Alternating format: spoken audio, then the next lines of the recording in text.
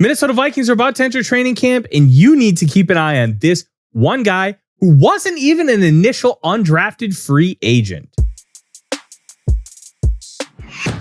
Minnesota Vikings have had a great string of success when it comes to undrafted free agency. Ivan Pace was an undrafted free agent. Everybody knows the story of Adam Thielen, and even dating back to John Randall, who wasn't drafted and ended up making the Pro Football Hall of Fame. They have a long lineage of finding diamonds in the rough, and they may have done so this year too. Yeah, they have 9 guys guaranteed over $200,000, but it's a guy that they signed out of minicamp, rookie minicamp, that could end up being the huge difference maker for the Vikings in the long term, and that is defensive lineman Elijah Williams. He played at Morgan State, which is an HBCU at the FCS level, and he has a lot of production, over 42 games, according to the Morgan State Athletic Department website.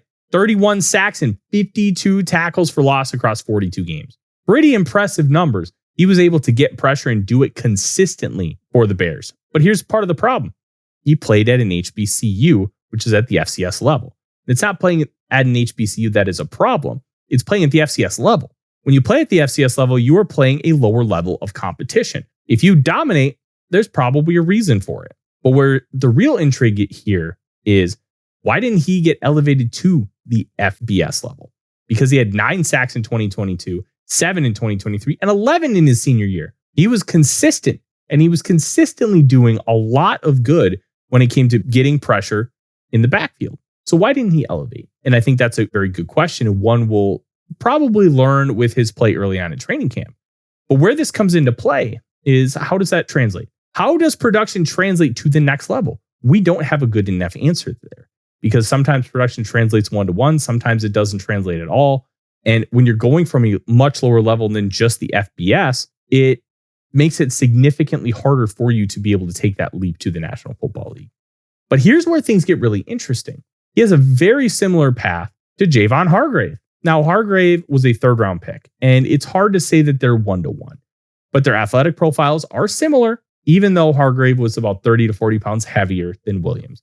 Williams is about 6'3", 275.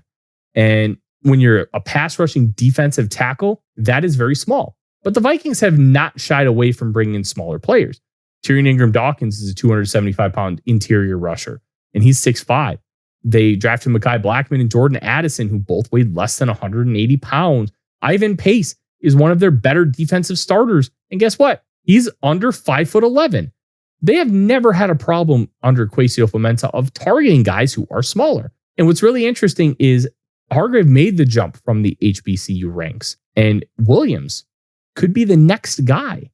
And bring him in to pair with Hargrave to just learn and grow, and being able to have somebody who understands the process that he's going to have to go through to learn is a really interesting one. And why I'm keeping an eye on him is this. When you have a guy like Williams who was at the FCS level, and he wasn't even an initial undrafted free agent, the reason why you need to keep an eye on him is because he was signed after rookie minicamp. If you get signed after rookie minicamp, that is a huge signal to everybody else that, hey, this guy came in and he made a massive impact for us right away.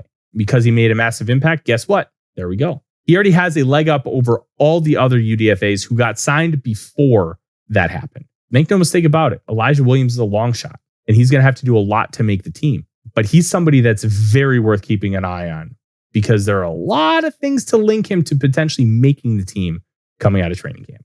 I'm Tyler Forness, A to Z Sports, Skol Vikings.